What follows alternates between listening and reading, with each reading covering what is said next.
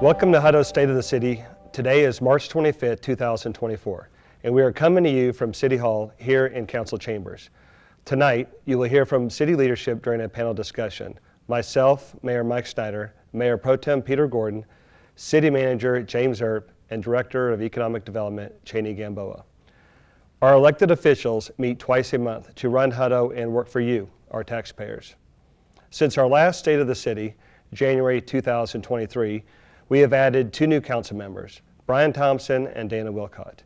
And we thank council members Sutton and Kinsey for their service during the previous year. We want to give a special thanks to our boards and commissions and our volunteer group, SWAT, Seniors with Available Time, to help make our city a welcoming and equitable place for all people. It is with the dedication and commitment of our volunteers that we are able to have better representation and decision-making at the council level. Since announcing key leadership changes in 2023 by the hiring of City Manager James Earp and Chief Jeffrey Yarborough, we have seen a positive impact with city operations and morale. The positive impact they have made on Hutto can be seen in the data that we will share tonight. Both gentlemen have been recognized in their professional field this year, and we appreciate the work that they are doing in our community. Mr. Earp was named the 2023 Exemplary Public Servant by the American City and County Magazine, while Chief Yarborough was a recipient of the 2022 Texas A&M University Outstanding Alumni Early Career Award for the School of Education and Human Development. Our staff has grown, with over 140 full-time employees and some vacancies yet to fill. This budget year, the Hutto City Council approved 39 additional FTEs and 11 seasonal positions. Currently, we have 30 vacancies. Our Human Resources Department has been hard at work this year, bringing before Council an updated personnel policy and competitive pay study, both of which were approved. I'm proud to say that this past year, your Hutto City Council approved a pay package for the Hutto Police Department with a push to have our brave men and women be in the top 25% of market pay. This City Council has shown a commitment to our LEOs, unlike anything seen before. Because of this focus, we have been able to recruit some talented and experienced officers this year thanks to a change we made in pay. In addition, we did meet our goal of our officers being paid in the 80th percentile across all of the Austin area.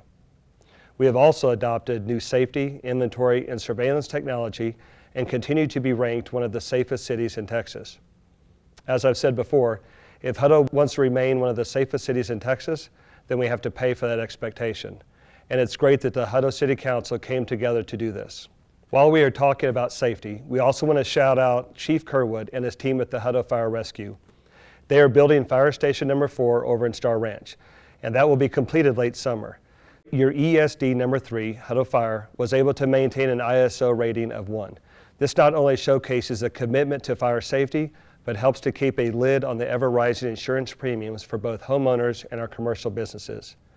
Like the buildings going up around town, some of the services from the city are easy to see. Our library program and services has grown tremendously. We added 4 full-time staff positions, which allowed Hutto to extend our hours.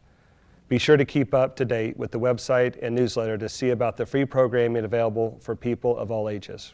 Our Parks and Recreation program has added staff as well, ramping up the number of services that can be provided to the community from kid and adult leagues and beloved community events like tree lighting, Touch a Truck, Family Campout, and Kids Summer Camp. Development Services is a department that reviews building permits for residential and commercial properties. Their department has been busy this year, as numbers will show later. Council voted to bring engineering in-house. Those that attend or stream City Council meetings have the pleasure of Director Matt Rector's monthly capital improvement project updates. By having this staff in-house, we have streamlined our process and have accountability within the city to get projects done and move forward in a way that we were unable to before. In our Public Works Department, Rick Coronado joined Team Hutto as Director from the City of Austin, bringing nearly 3 decades of experience with him. Rick is a resident of Hutto, and this allows him to know from a first-hand, on-the-ground perspective the challenges of maintaining and improving Hutto's road system. Our Emergency Management Department has Jake Isabel at the helm to navigate Hutto through any disasters that we may have to weather together. Hutto continues to improve the Emergency Management Department since its inception last year. This investment is a direct result of the aftermath work that the Hutto City Council did when reviewing Winter Storm Uri. There are many other departments and employees that operate behind the scenes, helping you track down your garbage can when it's blown away in the wind, find your dog when he escaped, or even just try to find out if you need a permit for a patio. Hutto staff have servant hearts and are always trying to do what is right by the people. One of the departments you may pay much attention to is finance. This department is critical to helping City Council operate and make important decisions about tax rates, budgets, and fiscal responsible growth. Last year, the Hutto City Council approved a property tax rate of 42 cents. Budget talks are never easy. I think that we can all agree that they shouldn't, as the tax rates that we set have a direct impact on each family's household and each business owner that operates in Hutto. There will be tough decisions made this year at budget time. Hutto ended our search for a new finance director, and we welcome Alberta Barrett to Hutto. Alberta brings over 3 decades of local government finance experience to Hutto. Alberta has already jumped in with both feet and has been working hard on different ways to finance Hutto's huge infrastructure needs while balancing the budget impacts on our taxpayers. This year, Hutto was awarded with Transparency Stars from the Texas Comptroller in the categories of public pensions and traditional finances. We will continue to work to earn Transparency Stars in contracts and procurement, economic development, debt obligations and open government, and compliance. ClearGov is a new software that was implemented last budget season. This program makes the government budget more digestible and transparent to the public with regular updates to our current financials in every line item. As we enter budget season again this year, we invite you to join the public meetings and workshops as you see them come up on the calendar. I would stress that the public's input is greatly needed. Hutto has over $1.3 billion in projects on the books. Prioritizing these projects cannot effectively be done without the input of our taxpayers. So, how many times have you asked yourself, or someone you know, how much growth is going to go on? The common topics of conversation we hear as council are roads, water, and infrastructure needs. And as I said earlier, development services has been busy. In 2021, we had 2,080 single-family homes completed. With the interest rate environment changing in 2022, that number dropped to 709. As the market stabilized, we saw a rebound in 2023 to 1,129 homes being completed. As of the end of February this year, we already have 307 permits and are on pace for 1,842, a 63% increase year over year. Right now you're thinking, why do y'all keep allowing homes? The Hutto City Council is confronted with many challenges. Take the newest annexation of homes and apartments at the northeast corner of Limmer Loop in 1660. We could say no, we don't want those to be there. That landowner has the right to build anyway. The water's not controlled by the city of Hutto, and the developer could build one of those packaged plants that we all despise. So your city council, along with staff, works hard to try to mold the development into an outcome that is the most beneficial to Hutto. While not perfect, many of us believe that this is better than having the big developments outside of city control. The state of Texas has taken a position through the adoption of Senate Bill 2038 that local control of land around our cities should take a back seat to the interest of developers. What this means is that a developer can, at any time, de-annex out of Hutto's ETJ and build whatever they want with the less robust oversight of Williamson County. So our goal is to balance the wants of the developers with the desires of Hutto citizens. While not perfect, we are working hard on the impacts that these laws have on our community. Hutto also added 2 more multifamily developments this past year. Just like residential, we grapple with the same issues. Okay, on to somewhat better news. This past year, Hutto granted 22 commercial permits. As of March 1st, 2024 of this year, we have already approved 20. There's an old real estate adage that goes something like this: commercial follows rooftops. We are now seeing huge growth in this area. Who all came, or who is coming to Hutto? You may have been to a few. Businesses are choosing Hutto because of the growth of our residents.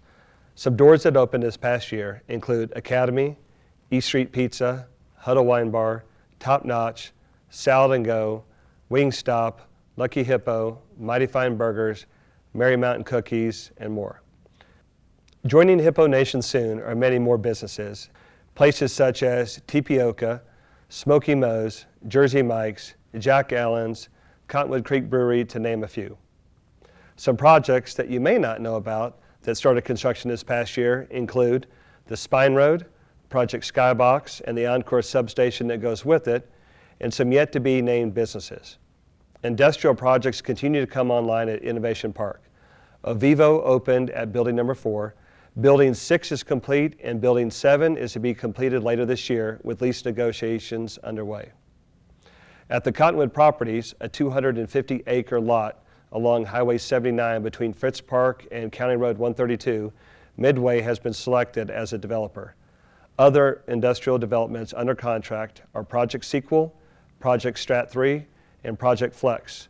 They are all in their due diligence period and are expected to close later this year. Now, I know what you're thinking. What are you going to do about all this growth, and where's the infrastructure improvements at? As many that know me, I am never satisfied with the rate of improving our infrastructure, and neither is the City Council or staff. We are planning. We are planning for tomorrow, next month, next year, 5 years, and 20 years out. Over the next several months, you will see results of surveys of the public on the 5-year Master Mobility Plan and the 5-year Parks Master Plan, and a rewrite to our Unified Development Code. With planning comes action. Hutto currently has over 60 active capital improvement projects ranging from the design phase, right-of-way acquisition, construction, and recent completion. City Council is preparing issuance of bonds of just north of $300 million in water and wastewater critical infrastructure, and another infusion of $26 million for transportation projects. And finally, with all this growth, City Council prioritized investing in our current roads with our road maintenance fund of $1.2 million. So, what does all this planning mean? It means this, that while Hutto has had some rough times in the past, the future is brighter. No decision has been made without a thorough debate on the when, the why, and the where by your City Council. We are frequently working until 1 or 2 o'clock in the morning, making sure that the decisions that we make today will be what is best for Hutto in the future. I expect that the biggest complaint coming up shortly will not be when are y'all going to start some road construction, but will transition into why is every road in Hutto under construction? We will continue to catch up on neglected infrastructure and work with developers on the needs of Hutto as the city builds out. I want to thank everyone for listening to me, and next we'll have some question and answers that were sent to us by the most important people in Hutto, you. Well, good evening, City of Hutto. My name is Drew Hargrove. I am the chairman of the board for the Hutto Area Chamber of Commerce. And tonight, I get to read some questions and get some answers from Hutto's finest here. Let's get started. Can we do that? Let's take an introduction real quick. Let's go left to right. Cheney Gamboa, introduce yourself. Thanks. I'm Cheney Gamboa. I'm the Director of Economic Development for City of Hutto. Next, I'm Peter Gordon. I'm currently serving as the Mayor Pro Tem. I was elected to the Hutto City Council in May of 2019. For those who don't know me, I'm Mike Snyder, the current Mayor of Hutto. Hey everyone, I'm James Earp, and I'm the City Manager, and proud to be here since August of 2022. Let's get started with the most important question of the night. Here we go. This is for Mayor Snyder and Cheney Gamboa. When do we get a grocery store on the north side of Hutto? Well, that's a great question. It's on the minds of a lot of people. As everybody knows, we have a pretty competitive environment in Central Texas. HEB does a great job. We have a great location on the south side of town that if you get there past 8 o'clock in the morning, you have to park over by the Whataburger to get in. We're constantly working on finding ways and finding someone we can partner with, if need be, to get them to locate and add to our services. And I think it's one of those things that with the current construction, interest rate environment, it's just taking a little bit more time. But I think that we're always hoping and working with partners to try to get a developer that can bring a good use to town to help the people on the north side. Yeah. Cheney, with you working in business retention and expansion, it's sometimes difficult to go and seek after other businesses that are competitors of one another.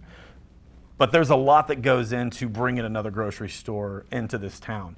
Can you walk through like what that process would look like for this community?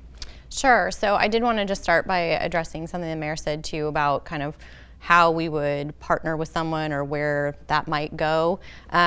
So Midway has been selected as the master developer for the Cottonwood properties, as was shared in the opening comments. And the feedback from the community has been heard.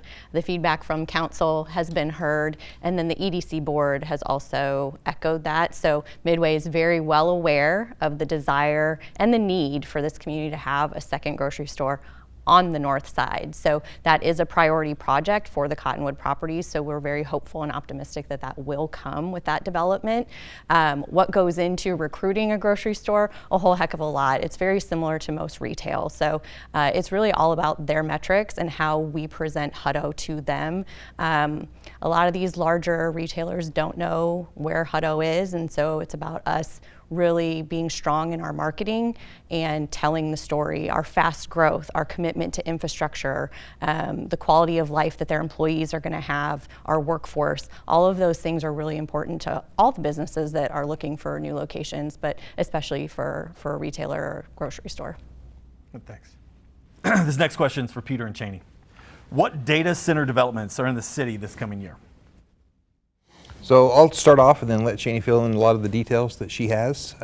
So a lot of people have probably heard the words Prologis and Skybox. And so those are the companies that are bringing the first data centers to Hutto. We've got Prologis, who's the financing arm of that, and then Skybox, who will actually be running the facility and going out and promoting it and having other companies come in to actually run the data center. So a data center is basically just a big warehouse, a big facility that houses all the things that make it necessary for you and enable you to be able to type in Google and get a response and be able to go from here to there when you get on your maps and do all the things that you do on the internet. And so we're looking forward to having that come to Hutto. The part that I'm really excited about is right now, if you add up all the value of all the properties within Hutto, it adds up to around $5 billion, I think. And when this data center is fully built out, the one that we've got planned right now, its value after the tax abatements will be about $5 billion. And so you've got one company who's going to come in here and double the value of our city. And so I think that's some great potential that we've got, and really excited to be partners with them and have them come in. Yeah, and I can just add a little bit of additional color to that. So the Skybox development is well underway. So I think everyone's probably seen the Encore piece that's going up out there. That's a 65-acre substation that Encore is working on. Necessary power for data centers, so they take a lot of power. The great thing about this project is that it is low impact otherwise on infrastructure, so very low employee count given the size of the development, so not a lot of traffic on the roads. It's not a logistics center, so you're not going to have the heavy delivery trucks and things like that out on the roads. Low water use, so we're really excited. It's kind of a unicorn development, I've called it before, so really excited for that. Skybox has been providing updates regularly, and so we're looking forward to having some buildings completed in 2025. So we're excited to see those start to go vertical later this year and be completed next year. So. All right, this next question is for Mayor Snyder and our city manager. You get to talk tonight. I do. Okay, great. I was worried I was just here for dressing of the Make on us the all look stage. good. Yeah, that's right. Okay, when is Hutto going to make the full transition into a professional organization such as Round Rock? So I think we've made really big strides over the past couple of years. A big part of that was hiring City Manager Earp. We've kind of had a series there. We had interims and city manager interims, and I think we really focused on someone this time that was from Texas, knew more about how Texas people think, what what makes us tick, what we're worried about, and then we also got someone from Central Texas also. And then I think what we as a council have done is try to clearly put our expectations out, but also try to give the resources needed so that then we can then take the next step from a small town that is trying to handle growth to we're starting to spend real money, we're starting to approve real bond sales to go, and we're authorizing positions that are bringing us up from, we're bringing in professional people, whereas before, we would use like a third party as our city engineer. Now we have a city engineer on staff. Now we have people who help them and supplement them. And then, another example is even our emergency preparedness department. And there's a lot of cities that they don't even have that. The bigger cities do. And then, as we mentioned with Winter Storm Uri, we went and we have spent a lot of money and invested a lot of money, not just in people, but in infrastructure. Like even the city hall has a generator now that if power were to go out for a long period of time, city hall is going to run. The police department will run. And I think all those things combined, in my mind, is what kind of starts bringing you up from maybe a smaller town to more of bigger town, and it brings the professionalism isn't always in what we're speaking, it's also in how we're acting, it's also how we're funding initiatives, and then how we go about those things. But that's kind of what I'd say has been our big push.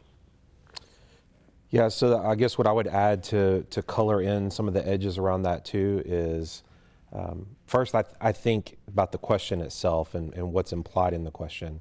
What do you mean by professional? Why Round Rock? Or are we comparing ourselves to Round Rock when Hutto is not Round Rock by any means? But I think what's being asked is,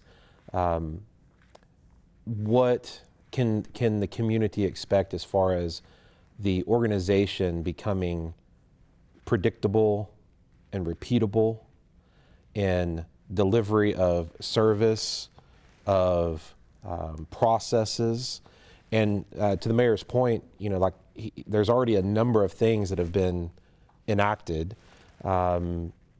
since I've come on board, and really where we have been focusing the last few years is, well, I say few years. I've been here more than a year and a half now, so it feels like few years. But so where we've really been focusing is on building the capacity and the infrastructure, not just for the road networks, but for the organization. And that looks different ways, depending on what maybe your interests are. So if your interests are, hey, we want the agenda process to work a certain way, well, we've built that process, right? We've really looked at the basic things that government ought to be doing and making sure that those things function and just work the way that they're supposed to. Our theme for the first year was making the basics basic. And even though that may sound, kind of, tongue-in-cheekish, there was actually a profound reality to that. Because I think before, many times the staff that you have or the experiences that you've had or the vendors that you're using, they're doing the best that they can with the resources that are available. And over time, as you develop more bandwidth and capacity and you add more resources, then you're constantly leveling up the predictability and the repeatability of the organization. Yeah. That's good. This next question's for Peter and James. We live in a very diverse community. Mike, I read a Facebook post that you put out the other day about how diverse our community is. Great post. But with the amount of Spanish speakers that are now living in Hutto, does the city have plans to translate not only to Spanish, but also other languages for their website and bill payment center? Great question. That's something that came up when we had a communications task force a couple of years ago, and that was one of the things that they really looked at, is what we could do to improve our website, make it more usable, but also more usable not for just English speakers, but for everybody. And so one of the things that we have already implemented within our current website is Google Translate. And so we have that button. It's available right on the homepage. You go to huttotx.gov, and if your preferred language is Spanish, or I think I've heard the number 3 one in the school district is now Vietnamese. We have Farsi, a big Farsi group here, and so whatever your language is, as long as it's provided through Google Translate, it's available there. I think that's about as far as the extent that we've taken it, but as far as the bill pay, that's something that maybe James could speak to. Yeah, so for the bill pay portal, that is a third-party vendor. We don't actually control the software that runs that, but should the third-party vendor not be able or capable of doing translation services, because that certainly is a business choice for them too, whether they're going to provide that service or not. We can certainly always continue to reevaluate which services we use, but on the off chance that you need language translation, we do have translators that are on staff. So one of the things that we've done in our professional development for our staff is test and certify people through a third-party testing service that are then listed to be bilingual and are able to translate. So Spanish, since Spanish was the language spoken or asked about in the question, we certainly have certified Spanish speakers. Other ones that we look at are American Sign Language. And then back to the diversity though, I'm not sure the public really understands how diverse the community really is. And I think whenever people say we're a diverse community, typically they immediately think of like light skin, dark skin. That's how they view it. But it's so much more than that here in Hutto. I'm going to make numbers up because I didn't like read statistics before the question was asked. But I think there's enough people here that can kind of guide me in the right place. There's over 14 to 20 different languages spoken. I think it's closer to 40 in the school district. I think Saturday 47 was the number. 47 languages spoken in Hutto ISD. Now Hutto ISD is a little bit bigger than the footprint of Hutto proper, but that I don't think many people understand that. It's a lot. And then of course, so Spanish is the question that was asked, and whenever you look at the demographics, certainly our biggest languages spoken are English, then second languages would be Spanish, Portuguese, right? And then Farsi. So it is a diverse community, and we are constantly having to assess how we are addressing the needs of a diverse and they're demanding but deserving community, right? It's probably the right way of saying that. The last thing that we're doing, and this just came up this Saturday, so it's relatively new, is that the council added into their pillars, their strategic vision pillars. They added in an emphasis on reassessing everything that we do through the lens of making it approachable and inclusionary for everybody. That's good. That's good. It is a super diverse community. And I think this next question, we can kind of play into it. But a lot of times from the outside looking in, it seems that the city is focused in on apartments, big businesses, big name businesses, rather than like road infrastructure. And so I know that's a lot to kind of go off of, but like, how do we as a city determine what the next need is? The next restaurant, the next business, the missing link to our community. How is it as a city that we determine that? And this question, by the way, is for Mayor Snyder and Cheney. Where'd you get these questions? I made them up on the draft spot. all these? And so, none of these questions, except for that one, I kind of put that together with the last question and this next question. But this is all from the community. So, Really? Okay, cool. I think there was a form that went out and people get to ask a lot of open questions. Now, this is not all of the questions, but there was 23,000 questions that we had to filter through. So it wasn't quite that many. But this is from the people that care about this community. So I think that's on a lot of people's minds because it feels like to a lot of people all we're doing is approving apartments, or all you all are doing is approving new residential developments. And when are you going to get a Trader Joe's in Hutto? And I think it's something that Cheney spoke to a little bit earlier. It's a complicated situation because once you zone something, say for apartments or multifamily, which we did prior to me living in a city, there was a big push for Hutto to grow, say back 10 or 15 years ago.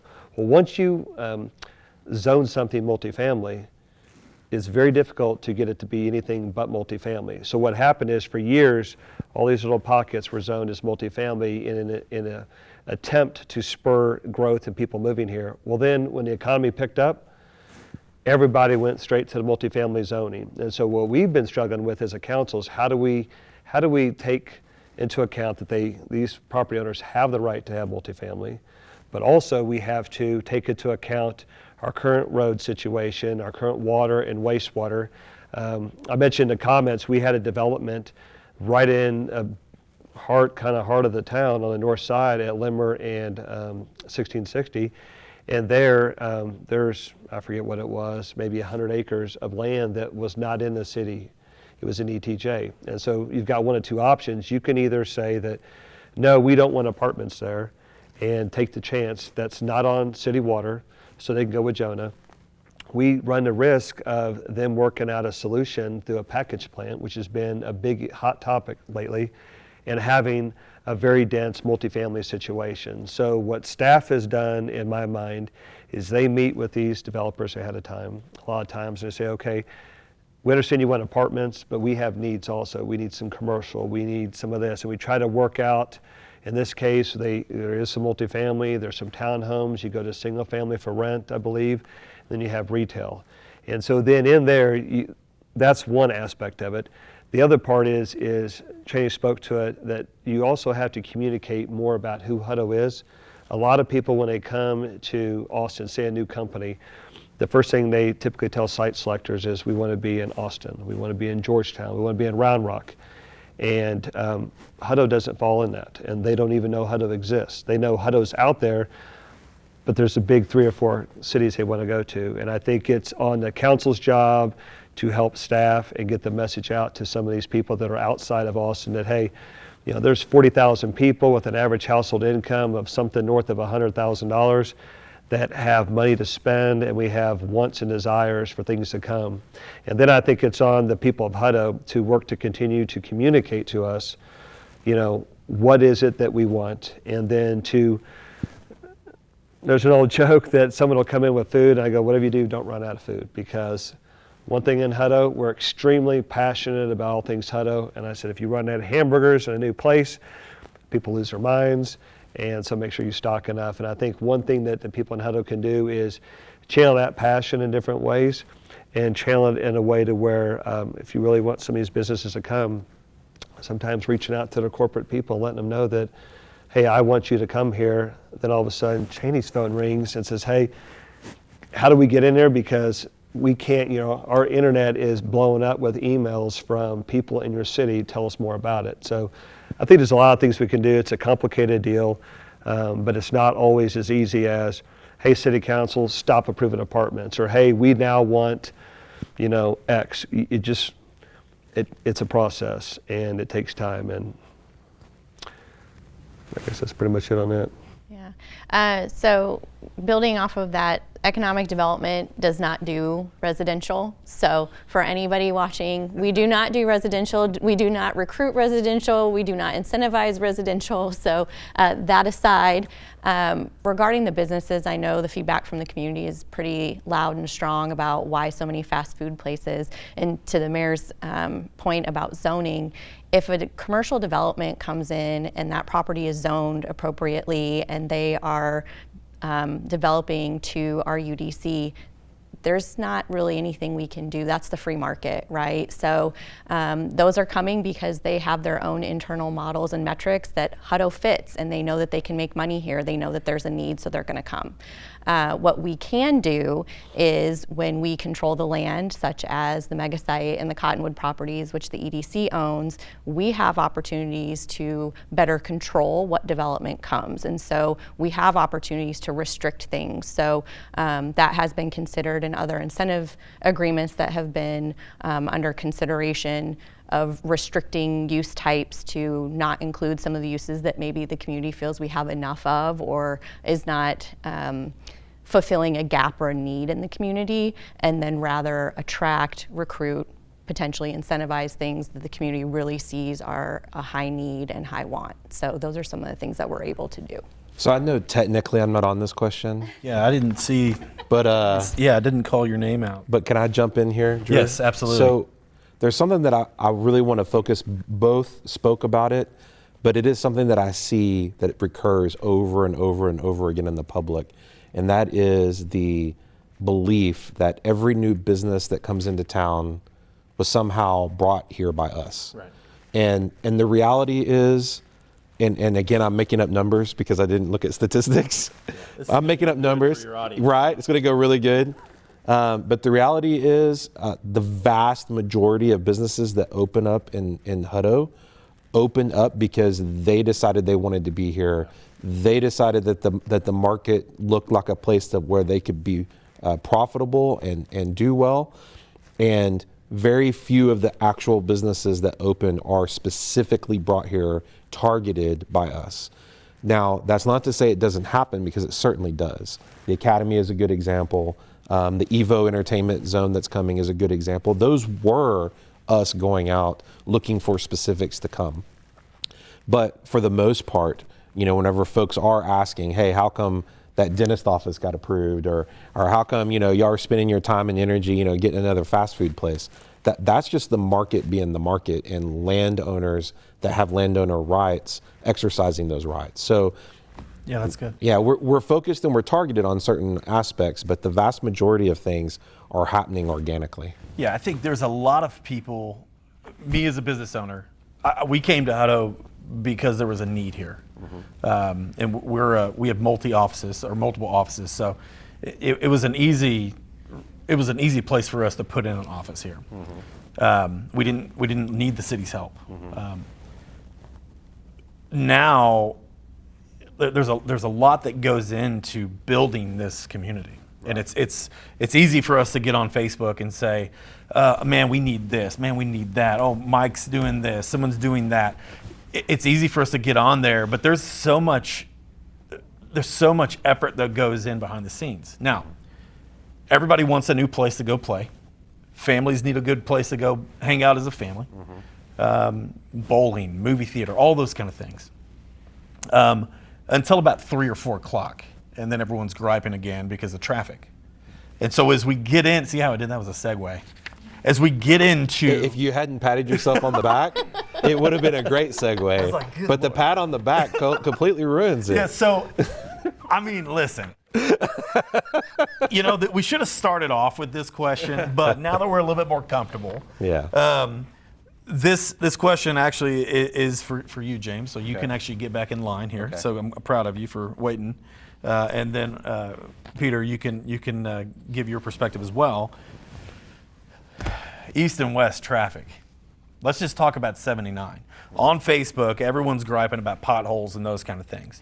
And we're going to be able to fix that. But this traffic situation, east and west on 79, is absolutely horrendous. And, let's rip the Band-Aid off. What's the plan to fix this? What's the plan to, offset some of this? Who wants to take it? Flip a coin? I mean, I don't mind going, but let's let the elected official go first. So I think what most people would probably like to hear is we're going to tear out the railroad, and we're going to put a 6-lane freeway in, and we're just going to solve the problem. That's not going to happen. And so what do we need to do? I mean, how can we do it? There is some limited space there as far as widening 79. I mean, TxDOT might be able to do something in the far future, but what are we doing today? How can we fix that? I think, in my opinion, the thing that will make the biggest impact on the east-west is the East Wilco Highway that the county is building. And so for those that don't know where that's at, so it connects on the far western side near HEB, south of Hutto, and then it'll travel east and go that way, and then it'll come up and it'll connect to Highway 79 halfway between Hutto and Taylor. And so when that is done, and right now they're estimating 18 months to maybe 2 years to have that complete. Segment 1's done, Segment 3 is underway. Those that travel between Hutto and Taylor have probably seen the bridge going in at County Road 3349. That's well underway, and Segment 2 has now been funded. And so once that's complete, I think that will be a significant relief valve off of Highway 79. But there's other things that we can do. In our long-term master mobility plan, it does call for widening and improving Carl Stern, which is a major east-west thoroughfare, Limmer Loop, which is another east-west thoroughfare. And so there's opportunities there that we can kind of see, short-term, mid-term, and then long-term of what we can do to really help fix some of that. And so I think that's some of the things that I've seen. So I just have one correction. HEB is not south of Hutto. Oh, yes. It is South Hutto. The south It is the end south of Hutto. tip of Hutto, but it is down there. Okay, so 79, the first complication is that it's a state highway. Right. It's not under local control. That doesn't mean we can't influence. We can certainly influence, but it's the state, so we don't have local control. The second thing that's a complicating factor with 79 is the rail. And unfortunately for all of us, the railroad was there first, and then the state highway came in.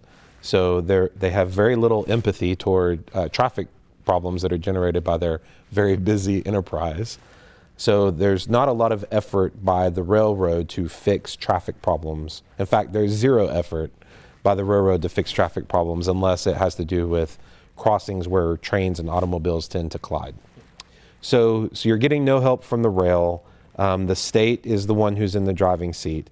And the way that state highways get improvements is through a bureaucratic process, which might surprise everybody, right? So there's a group that is effectively responsible for taking federal transportation dollars and determining what projects are going to get funded. And that's the Capital Area Metropolitan Planning Organization. The acronym we use is CAMPO, C-A-M-P-O. So the Capital Area Metropolitan Planning Organization.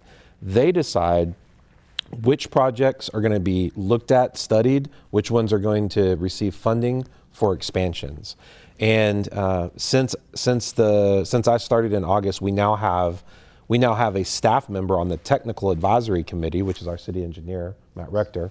He's on the Technical Advisory Committee for CAMPO. That's usually like the first aspect of getting any type of funds to help with road expansions, is to have representation at the boards. Now, while technically he's not on the board of CAMPO, but the Technical Advisory Committee is the one that determines which roads need to be in the studies, which studies are we going to do when, so on and so forth. So that's the first thing. The bigger issue and the thing that's more immediate, when I would say, I guess I should back up and explain. Once you initiate a study for CAMPO, or CAMPO initiates a study, that's usually like a 5 to 10 year process of study, get on the plan, maybe get funding. That's usually a 5 to 10 year process.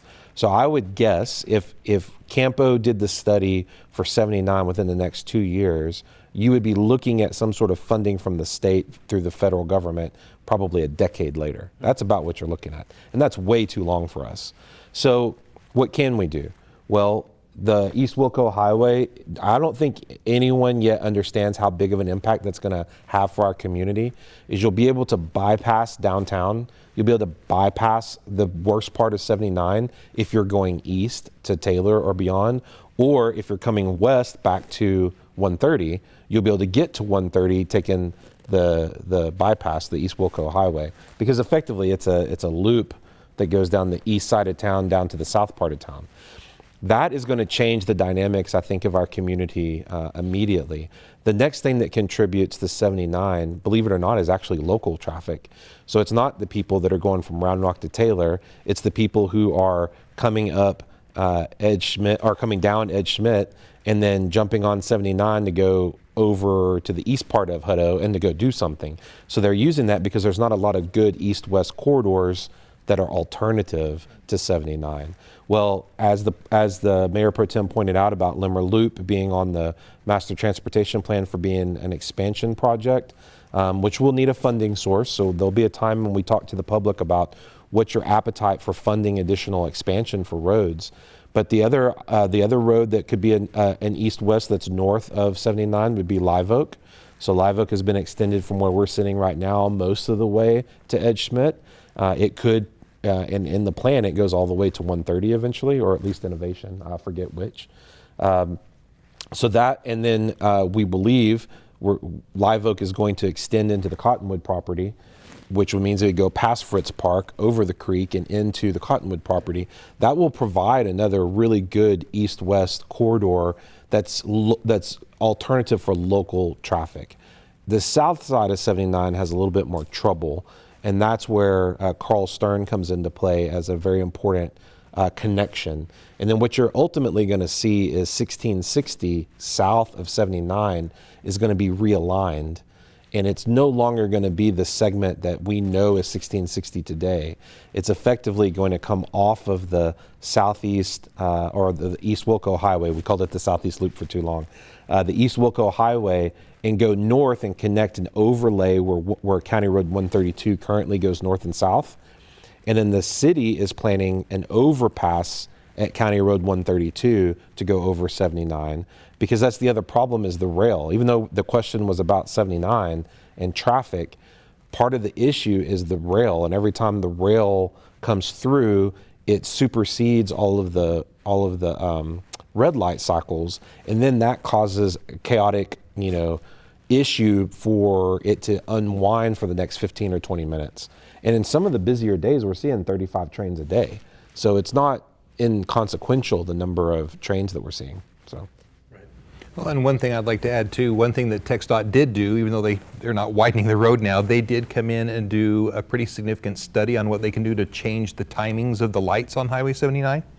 We asked them to do that, almost a year ago. They came and they just finished it. They just completed the timings, and so hopefully the citizens are seeing a change in that, where they can kind of increase the flow and make that a little bit better too. And they've made adjustments in favor of 79 traffic. So, yeah. Well, this next question is, the first part of it is for everyone. When's the last time y'all were in the public library? 2 days ago. Well, it's Did you Monday. check out a book? It's Monday, so it wasn't 2 days ago. It was Friday. Yeah. Did you check out a book? No. All right. What are you reading right now? Anything? What am I reading? We're currently reading our leadership team Work Rules by Laszlo Bach. Gotcha. Yeah. Mayor? It'd have to be probably 6 or 9 months ago when we voted to abolish the library fines. Gotcha. Mayor That was about 2-3 weeks ago. Okay. Took my grandson in there, granddaughter, looking for some books for them. Nice. Cheney? Week before last, I checked out a couple of books for my girls that had a spring break trip. So. Gotcha. Yeah, that's cool. So what are the plans? Again, this is for Mayor Snyder and James here. What are the plans for expansion of the library with our growing population? Do you like how I did 2 questions there? Yeah, I like it. Just making sure y'all are reading. Time management, efficient. Well, I'd say right now, if I remember correctly, we pushed off the library study for a year. And one thing I've been an advocate for is some of these are very expensive projects. And so I'm more comfortable as an elected person voting on things at $1 million, $2 million. We started getting into a library that's going to be a legacy item. That's an item that I personally would prefer to see that on a ballot and just ask the public, in terms of expense, your taxes and everything else, if we were to go out and spend $30 million on a library and it cost you, $150 a year, would you do that? And to me, if the public says yes, we do it. If the public says no, then we work on ways to enhance our current library through different means. Maybe it's a smaller, secondary library. I believe we started a Friends of the Library, or we are in the process of starting a Friends of the Library. I don't know if the right word's a nonprofit, but an arm to help fundraise people that are very passionate about the library, about reading, and helping people out in that manner that should they choose to donate money. We're working on setting up a fund, if I remember correctly, to do that. And so, again, it's complicated with the $1.3 billion in projects that we have on the books.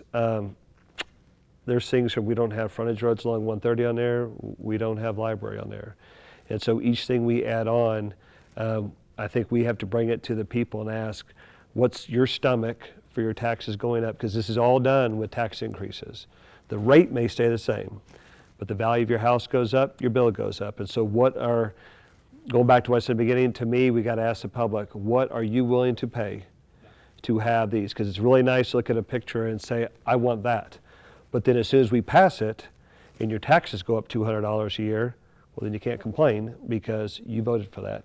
Whereas I feel like for us, we should be focusing on core services right now because we're so behind, and then add to that, if the public wants a library, if the public wants a swimming pool, if they vote for it, to me, I say do it. But I think that we as a council, we struggle all the time with how do we fund all these water, wastewater, and road projects with all the other things that people want, but then they don't want their taxes to go up either. And so it's difficult. I think a lot of it's just got to do with maybe some kind of voter item on a ballot coming up.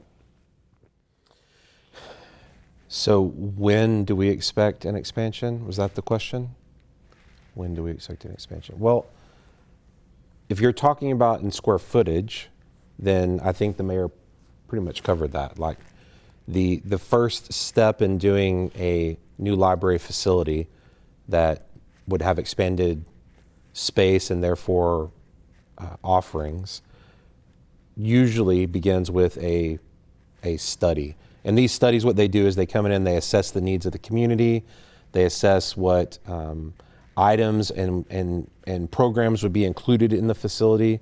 Like some libraries are going to, I'm going to use the term right, like space making. So they build, like they have like 3D printers and other things like that where people can come in and engage in a different way than just go check out a book, right?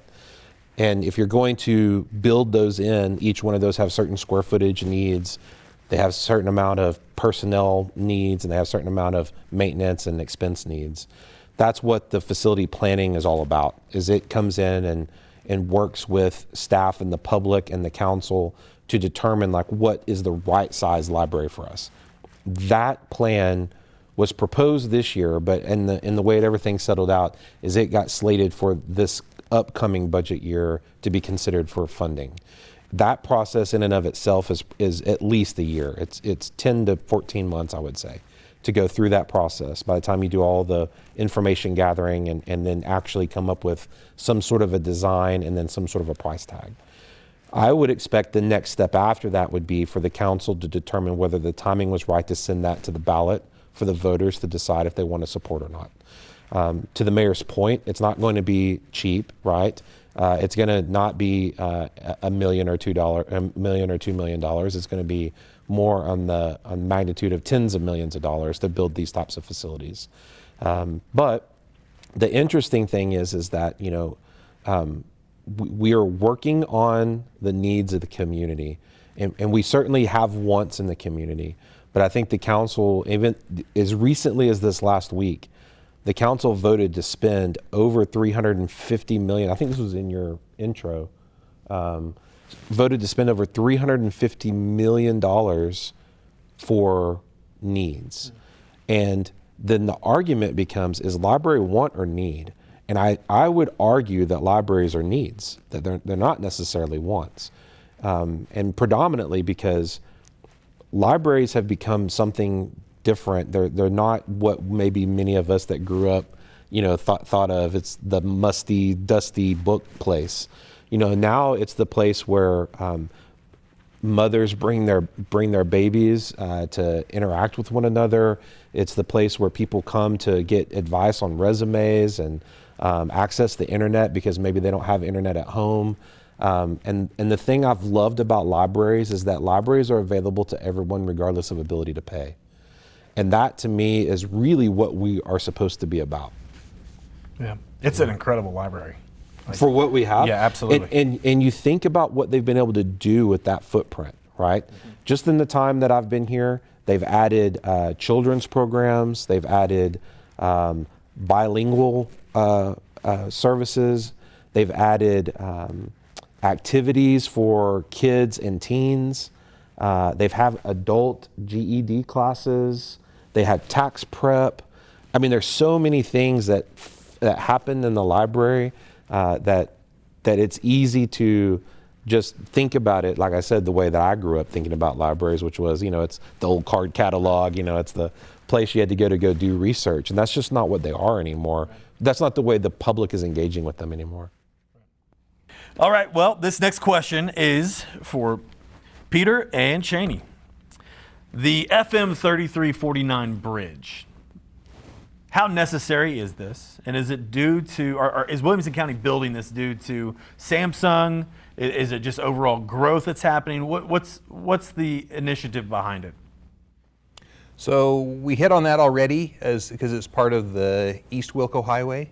That's where it connects up to 79, and it connects down to HEB, which is in Hutto. And so that's a very, very important part of that highway. It actually bisects or goes right in between Hutto's mega site, which is our big kind of light industrial development area, and Taylor has also kind of a site that just mirrors on the other side of that. So it goes right in between those. Samsung isn't that far away. And so is it a need? Absolutely. A lot of people are asking, well, geez, it's like way out there. How can that be of any benefit to Hutto? But when you understand where it connects on the other end, it really makes a lot more sense as to why it's needed and why it's going out that way. Ultimate plans have it going all the way up and connecting back into I-35. And so that's kind of way out there. We're going to get the major benefit of it, of the first part of it. But I think Cheney can probably talk to more about how it'll really benefit our mega site. Yeah. So part of the East Wilco Highway project includes a right turn lane, so southbound traffic can turn right into our mega site on the Spine Road there. So that helps improve access to that site for us. It also improves safety. So we're excited about that project coming through, and it is my understanding that it is to support the overall growth in the area. I think it was just fast-tracked by Samsung, and the importance level elevated with Samsung because the future plans have Samsung Highway connecting to 3349 also. And so when you think about access to workforce and just general mobility around Hutto in particular, you know, you're going to be able to get from, you know, you can pull workforce all the way up and down the 130 corridor and hop off on that 3349 and get out to Samsung or our mega site, which is great for all the businesses that are looking to locate out there too, that workforce access. That's great. You know, every single day we see dozens and dozens, probably more than that, Tesla trucks, cars, the Cybertruck driving by. And one of the topics, you know, currently is, did the city give, you know, tax incentives or did they not? And so this next question is for Mayor Snyder and Cheney. How much of the Hutto City tax incentives were offered to Tesla? You want to answer together? 1, 2, 3. 0. But I will say that it's an easy answer of 0, but I think this shows the progress that Hutto has made as a city, and that not too many years ago, we would have to pay or give incentives to start locating companies. And I think what you're seeing between Tesla's expansion, Samsung, Apple on the west side, all the supporting businesses, is as we are focusing on our infrastructure, and as we have, you know, thousands of people moving a year into Hutto, people are demanding to live closer to their work more and more. Well, you can't get houses very well down in the Tesla area.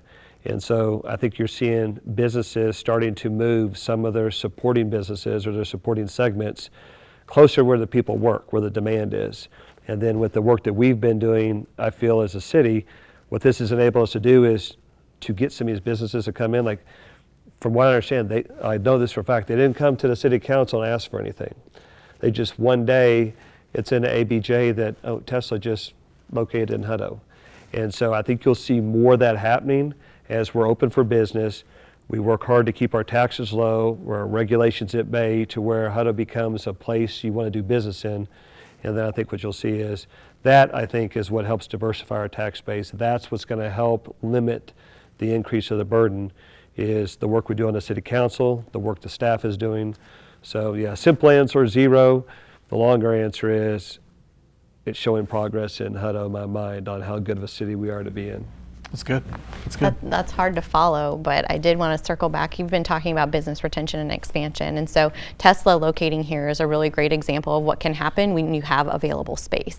And to date, Hutto has just had very minimal, if any, industrial space available. And so as we continue to build out, we are going to see a little bit more turnover of current spaces, because hopefully those businesses are expanding into other larger facilities here in Hutto. But as that occurs, other businesses are able to locate more easily. So if they're on a faster timeline, an existing building is critical. And so to this point, we just haven't been able to offer that. So I'm really excited to see how this all plays out once things start building up and people start moving around and kind of hopscotching a little bit, and what that does for new businesses coming in that really need that available space immediately. That's great. That's great. Peter, James, Limmer Loop and 1660 North and South. If you travel that road every single day, there's traffic, but there's also room for growth, room for opportunity. How long until we see improvements on those roads? Well, you're seeing them now. Those that have driven through that intersection have now seen the traffic has been adjusted and kind of modified a little bit. You see the big under construction signs up because we've started actually moving all the utilities out of the way so that we can greatly expand and widen that intersection. And so when you're seeing it now, but I think what a lot of people say is, when am I going to see something, is when is dirt turning, when is asphalt being laid? That's what they're really interested in seeing, and James can give us some more details on the details of that. But that intersection has been top of my mind for a long time since I've been on council. That has been just a huge pain point for the citizens. That's a major intersection. It goes up to the ninth grade center and where will eventually be the second Hutto High School. It goes to a lot of significant and really big residential developments that go north and south on 1660. And a lot of people go through that intersection. And so I'm excited to see how much wider it's going to be. There will be dedicated right turn and dedicated left turn lanes going every single direction. It's really going to improve the flow of that, because when you get down Limmer Loop in between, like say Ed Schmidt and Limmer, it doesn't pile up in between. Where it piles up is when you get to that intersection and you're waiting for that one guy who's wanting to go straight, and you got 10 people wanting to turn right or left, and it just piles up there. And so we're really excited to see the progress finally happening on that intersection. Yeah, the schematics that I've seen that are out in the hands of the contractor right now, it's not just a dedicated right. It is a through right, which is way different, because a dedicated right means, hey, you go up, you make a right-hand turn, but you got to stop at the stoplight. You got to check everything. But the through means that it basically does the curve, like what you see at a lot of interstate intersections or what have you, where it just curves with a yield sign. So if the ability is able and it's safe to go, you really don't even have to stop and back up, in order to wait for the red light to stop at the red light, come to a stop, look both ways, all the things. So you have to yield, but that's going to help the throughput of that intersection dramatically. The public can go onto our website and just type in CIP, that's Capital Improvement Projects. You type in CIP, you're going to see that the city engineer has a regular CIP update to city council. And it's pretty, it's fairly user friendly.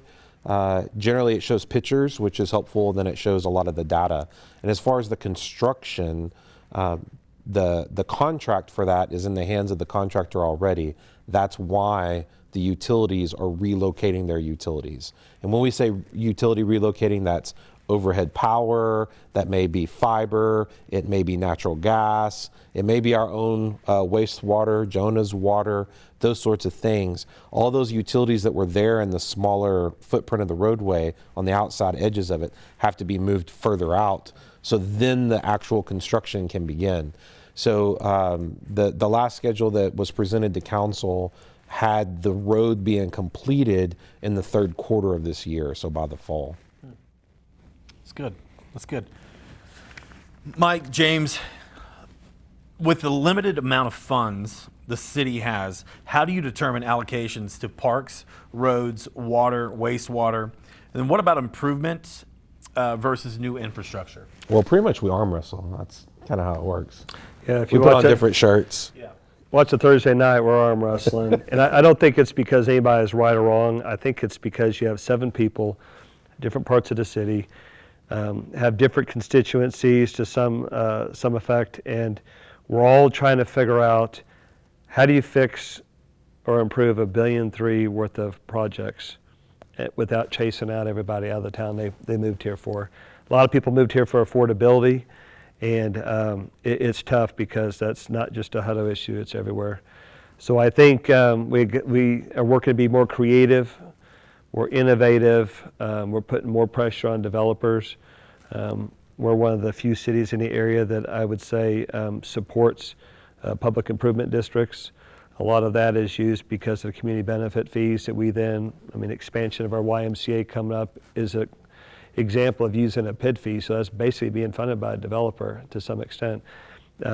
We have tax increment reinvestment zones, TERZs, that we have started, and as things develop in there, we'll use that. So we're trying to hit it by a lot of different ways, and we have healthy debates on, is this the right move? Because everybody can look. There's that old saying about something about hindsight's 20/20. So it's really easy for the people 5 years from now to go, oh, you guys screwed that up. And so we're doing our best to where they could maybe not say that as many times, and instead say, you know what, that's pretty smart what they did. We didn't know about it then, and we're going to make there's mistakes we're making now that we won't know for several years, and that's just part of doing it. But I think it's working on a prioritization of dire needs, and then you start adding in wants, and how do you hit all the bases? And like I said before, I think some of it you bring the bigger ticket items that some may see as a want and some may see as a need, and you bring it to the public.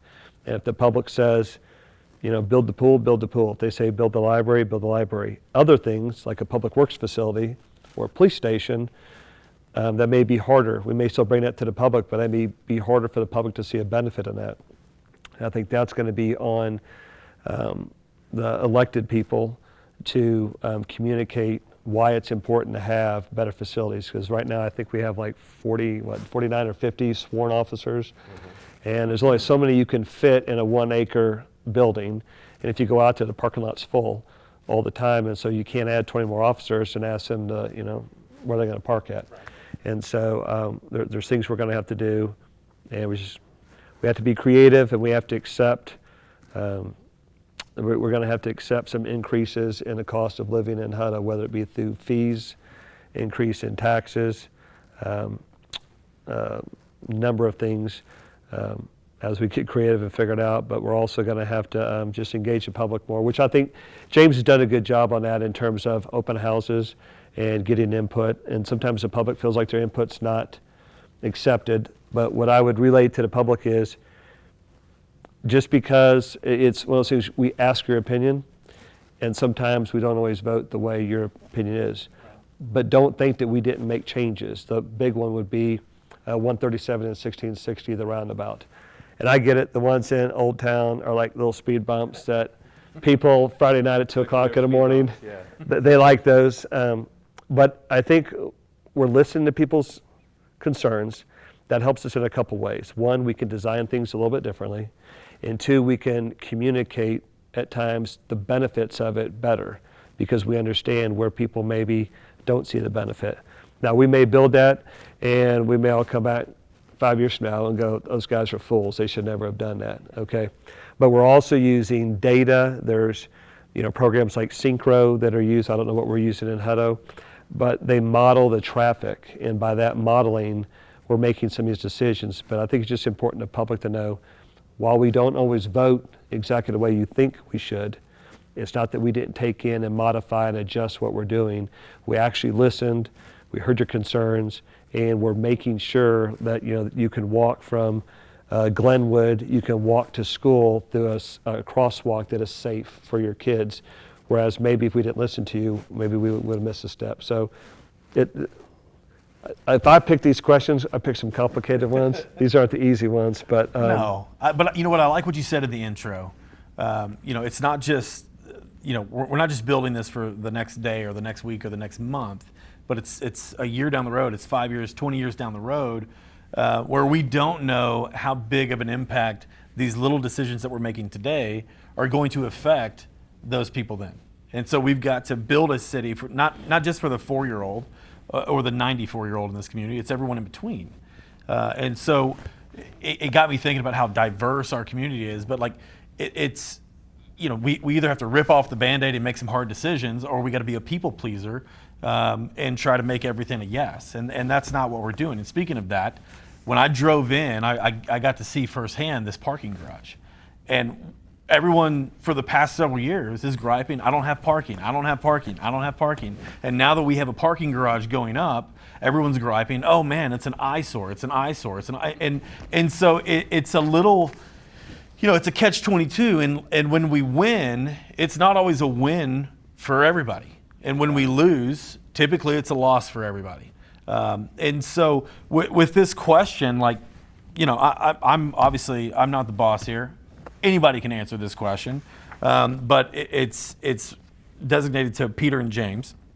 One is how was this paid for, and then what was the how was this designed? How did we make a decision? Garage? Yes, the parking garage that's right out front. Yeah. How did we pay for it, and then what was the input on design? How did that go about? So the parking garage is built in the co-op district. A lot of people are aware of the co-op district. That was one of the things that started before I was even elected onto city council. One of the things I was really excited about, to see this district kind of grow and develop, and just nothing happened for years and years and years. It seemed to kind of languish, and it didn't seem to be making a lot of progress. But we worked hard as a council together. We worked with the developer who was in charge of the land and responsible for it, and we just, I think within the last year, it's been about a year, that we renegotiated a new contract with them, a new development agreement to really get it going again. And one of the requirements for them to show that they were performing was to build this parking garage. So it's a 450 space parking garage. They funded it themselves, so this was not used with tax dollars. We didn't do a single vote up here to allocate funds to build the parking garage. They built it. That was part of the deal, that they would build that garage, because there are specific businesses that wouldn't come here until a garage was in place. They needed to have that assurance that there would be able to be enough parking to support their business so that their business would be able to flourish.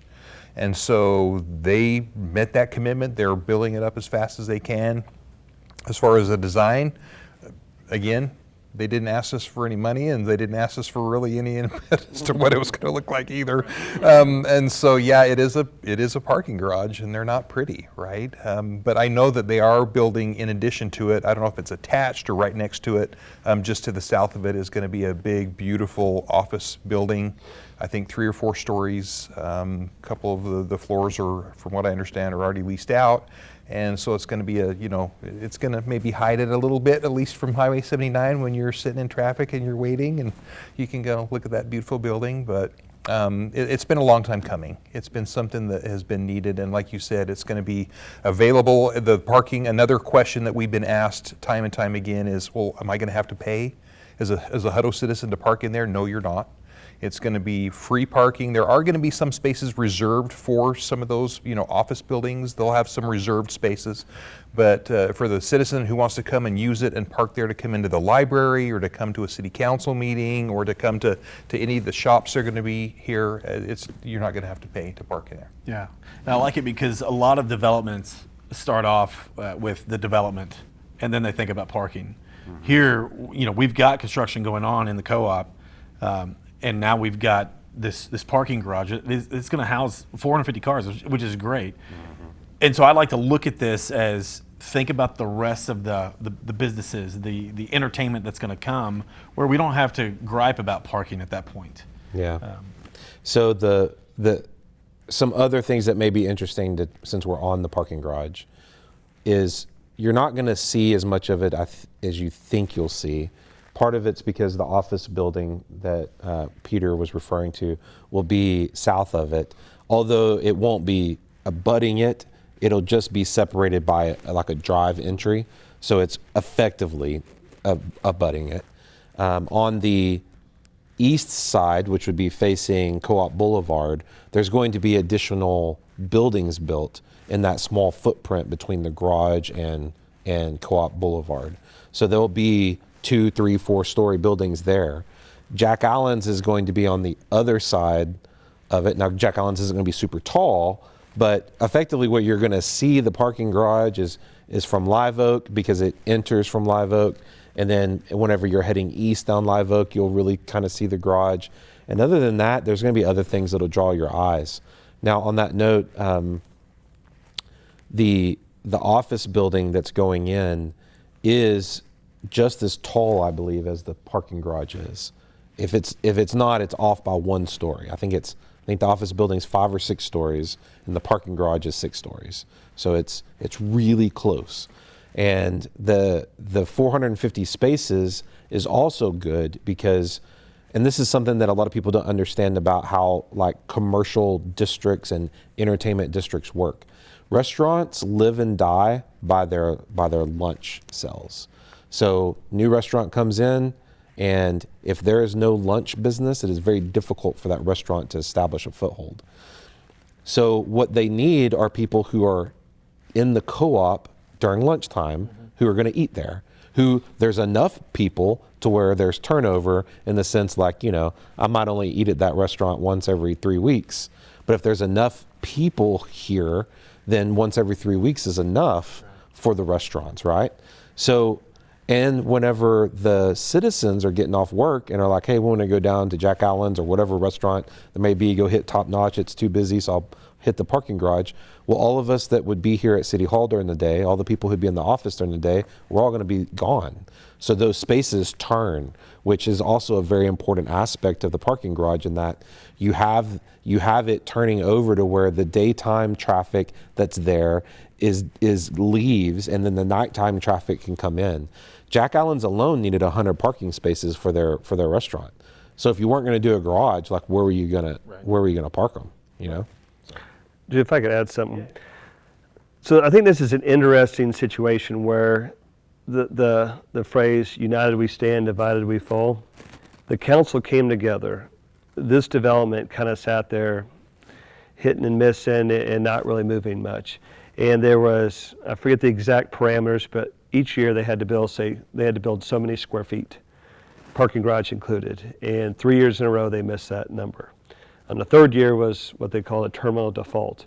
And the city council, we debated it good, but as I remember, we came together, issued the terminal default, and gave so much time to figure this out.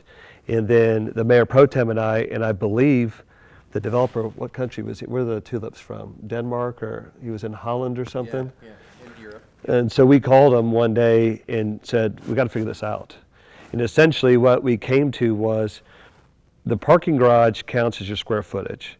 We just want something built. The people want something built. And he wanted to build it, but there was all these other competing things that he was having to worry about. And we kind of came and just said, if you build the garage in so many days, then you're done with us being in your business. And if you don't, we'll take it over. Then we'll own the whole thing back, everything. And so he agreed to it. We voted on it, and they immediately started, quickly, either build a garage or lose everything. I would say they very quickly came to the city and let's permit a garage and let's start building it. And I think that's an example of at times, and it's happened, we're like any other council. People think all these councils out there in the world get along all the time. They don't. But when we do come together on something and we're passionate about it, you see what happens. And Jack Allen's, in my mind, is specifically coming here because a parking garage was going to happen. And because of that, Jack Allen's could make the investment and hire their people and get ready. And then also the developer knows that, hey, we build a garage, we lose everything. And so the garage is going up. I've never seen a building go that fast. And so they're throwing it up, and they've already hit their deadline. So I'd say that's an example when we work together as a council, the great things that happen. And we didn't all see eye to eye, but we all wanted the same. We wanted the same ending. It's just how we got there. We worked together. My family and I moved to Hutto in 2009, and it was a whole different place. And every single time I said, yeah, we're in North Austin, man, I got beat up. Everyone that I talked to were like, where are you from? This is not North Austin. This is Hutto. And so I love this next question for a couple different reasons. But Mike, James, what is the city doing to ensure we are not just an extension of Austin? And how are we going to keep our small town roots? So I think there's a couple things. When we had Extreme Home Makeover come last year, I think they were kicking around. I got an email, and at first I thought it was spam because I'm like, why are they while they reach out to Hutto. And then I talked to them, and then I talked to James, and we talked to the council. And one of the messages we said to them is, look, we can maybe help you with some development fees. It is a charity thing, but there's one thing you've got to do. Don't mention Austin. You're in Hutto. And if you want anything, then it's Hutto. And I think you're seeing more and more that the passion of Hutto brings out that, and that's part of it. The other one is, we talked to before in other meetings about, I don't know the best way to say it, but maybe like the touches. When the public comes in, when you come into most city halls, it's vacant. You have a person that maybe doesn't really want to be there that's saying, what can I help you with? When you come into Hutto here in the city hall and you go into the police station, you're met with a member of the SWAT team, seniors with available time. And they may be there stuffing eggs for Easter. They may be working on some other project for the library. But you're meeting a person who really wants to talk to you, that you came in. And so you can't just walk in and go, I need to see the city manager, because come in about 10 minutes early, because they're going to want to talk to you. And I think that's, some of those things are the interactions with City Hall. When you come in, you can still see a bill collector, and you can work through a situation. You walk into the library, and it's not a librarian, it's Miss So-and-so. It's there's a name, the kids know who they like, and when the certain story times are. I think as you get real big, if you lose out on that, you'll lose out on a small town. I disagree that in order to have a small town feel, you have to keep your population at 10,000 people. I do think that you can have a really big city, and if you do it right, and you keep the bureaucracy down, and you keep the people around, and you keep it almost the human interaction, I think you can keep your small town. And then just any new business coming in that watches this, make sure you put a hippo outside. Otherwise, you will see the small town people on social media talking about it. But So what I can bring to that conversation is, what is it about small town that people typically resonate with? And if you can identify what those traits are, because people throw terms around all the time without really thinking about what they mean. So what does it mean? That you can see cornfields and cows? Or does it mean that you know who your neighbor is? Or, there's these really quaint gathering spaces. And once you identify what those things are, I think you have to be purposeful. And this council has certainly taken initiatives to be purposeful about investing in the social fabric. And at the end of the day, that's what I interpret small town feel to be, to where you're not just a number, you're a person, right? You're doing things with a purpose of giving people the opportunity to engage with neighbors. It may not be the person that lives immediately next door, but still people who share in the community, because that's what community is at the end of the day. It's a group of people who voluntarily have elected to come together and live near one another. Yeah. And while they say, fences make great neighbors, well, what makes a better neighbor is knowing who your neighbor is. Right. So in that regard, I think as we continue to grow as a city in population number, we also are looking in how can we help the people who are new to the community to feel a part?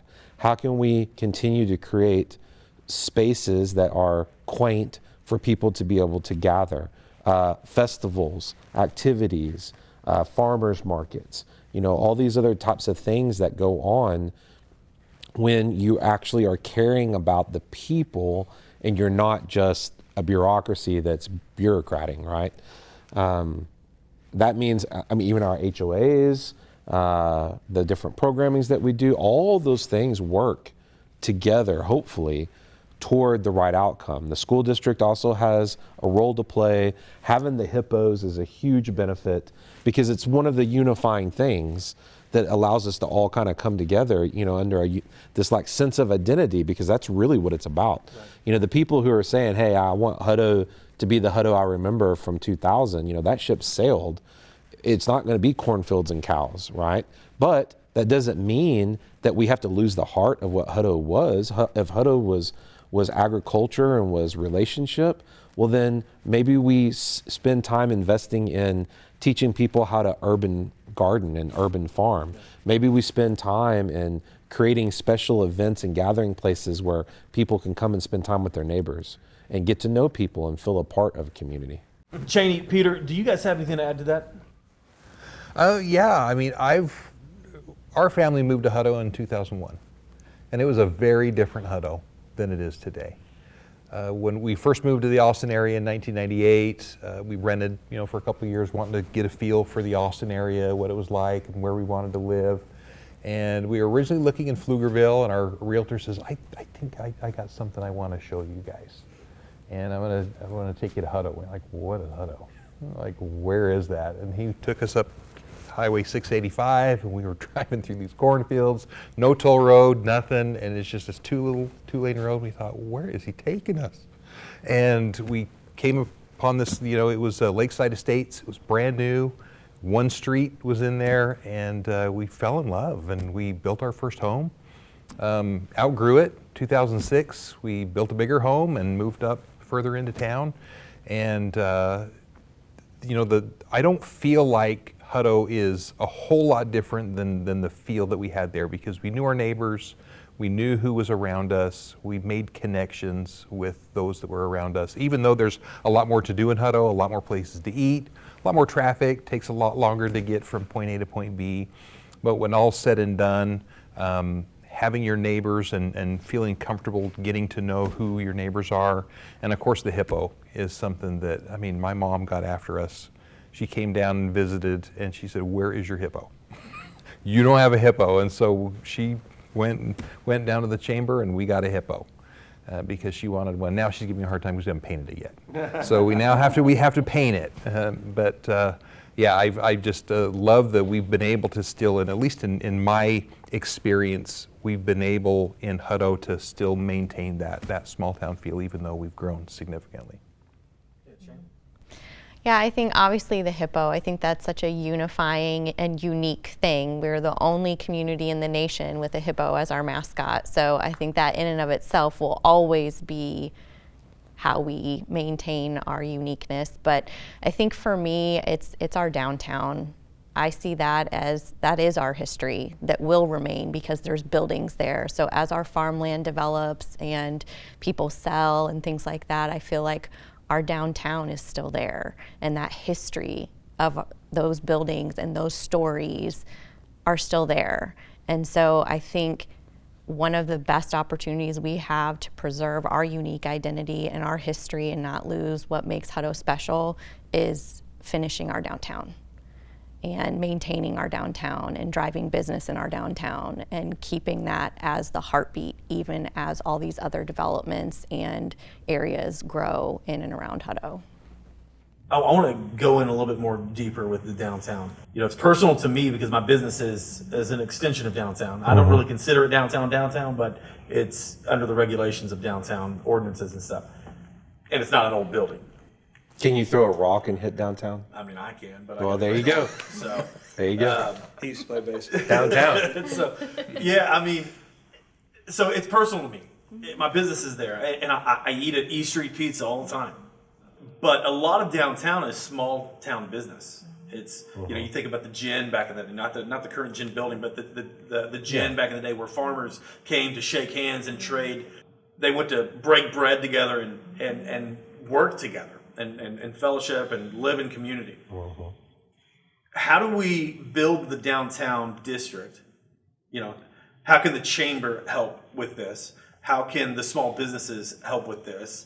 Are there ways that we can implement tax incentives for smaller businesses that are coming to help, just like they did back in the day? Hey, I'm from a different town. I want to come here and I want to build downtown. I know that's a lot of words inside of a simple question, but how do we do this? It's not so simple of a question, frankly. Right. It may appear that on the surface, and I'm going to jump in there because I suspect all the good stuff's going to happen down that end of the row. Yeah. So so let's talk about some of the struggles that we have with downtown. Very often, the business owners are not the property owners. Right. Very often, they're leasing or renting space. So that's the first real challenge, is you may have motivated business owners, but not motivated landowners, or the flip of that, you might have motivated landowners, but not motivated business owners. So that's the first real challenge with the downtown, or any downtown. It's not just ours, but that's true of anywhere. The second biggest thing I think that we struggle with overall is how you program the overall growth of the downtown segment with the constraints that exist. And when I say constraints, what I mean is there are existing buildings, there is existing parking, but there's only so much footprint of space that's downtown, that's in what we would consider downtown. So how do you make the best use of that? To your point earlier, we're not going to be able to go drop a parking garage, necessarily downtown. I mean, maybe you could on the empty lot next to the chamber, maybe, but it would be very difficult to do that. Yeah. So how do you re-emphasize, or how do you re-envision maybe even how you do build and park? Maybe you have to approach things differently, which then gets to the how do we incentivize it? Because if I'm a property owner and I'm going to now have to build a 3-story building, the bottom of which is parking, right? Because I'm building over parking. If I'm going to have to do that, that's expensive. And how do I get there? And that's where like the creative aspects of the city can come in. How does the chamber partner in that? How does the city staff partner in that? There is a certain amount of stewardship that's required of downtown. Right now, we don't have necessarily like a dedicated Main Street or a dedicated CVB, right? Convention and Visitors Bureau. I try not to use acronyms in these things, but we don't have those dedicated things, and those generally live and kind of shepherd the downtown. But what we do have is the Chamber of Commerce's downtown. We have staff members who do like focused events and growth with downtown in mind. You have economic development thinking about downtown. So, I mean, those are the things I would start to prime the conversation with, is that we have real challenges in the sense of the businesses and the landowners aren't necessarily the same people, and there is limited geographic footprint of what we have to work with. I'd say, in my mind, one of the biggest issues of downtown is it needs to get bigger. The old downtown had an east side of East Street that burned down, I believe, 50 or 60 years ago or something. And like you, I'm a small business owner, and activity brings activity. And if you go down there at 8 o'clock at night, the mix of businesses maybe isn't what you would see in most thriving areas. And I think the council has looked at things, and there are some businesses that require SUPs. And I think we take each business that comes in as how will that fit down there, how will that enhance downtown. But I think other things we can do. The ownership of downtown is like any other downtown, really. I mean, there's a mix of property owners and tenants. I think what will help us is building more of downtown. If I know the chamber has looked at building a bigger building, and to me, I think the city through the EDC can look at. I'm big on. I don't like incentives personally, where you just give somebody money. What's the return on that? But if we help through, Panaceo, for instance, maybe you build a 3-story building, it meets all the requirements, you've made it look old, it has ghost writing and all these things, and that adds a significant tax value to the city in perpetuity, right? Because whoever owns that building, if they default on it, the bank owns it. If the bank doesn't pay the property taxes, the city owns it. But if we look at that and we say, how do we incentivize a $5 million building being built? How much can we give to that? To me, that's an investment. And then with that, you can then restrict things to say the bottom floor has to be retail. The middle floor can have office or condos or Airbnb or whatever.